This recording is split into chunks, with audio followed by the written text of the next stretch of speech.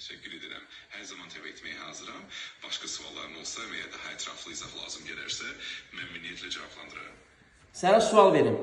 Çoxların problemi nədən ibarətdir? Sırf satışda. Satış nədir onu bilmirlər, dərk eləmirlər. Ona görə sata bilmirlər. Sualım ondan ibarətdir. Satış nədir? Onu zəhmət olmasa geniş bir dənə bunun cavabını verin. Əlbəttə, böyük məmnuniyyətlə izah edərəm. Satış sadəcə məhsul və ya xidmətin müştəriyə təqdim edilməsi deyil. Əslində satış müştərinin ehtiyaclarını və problemlərini anlamaq, onlara dəyər qatmaq və etibarlı bir əlaqə qurmaqdan ibarətdir. Satış prosesində həm də müştəri ilə güvən yaratmaq, onların isteklerine uygun həll yolları tapmaq və onlara dəyərli təkliflər vermək əsas rol oynayır. Bu şəkildə satış daha dərin və uğurlu bir prosesə çevrilir. Çox sağ ol. Pozitiv olun.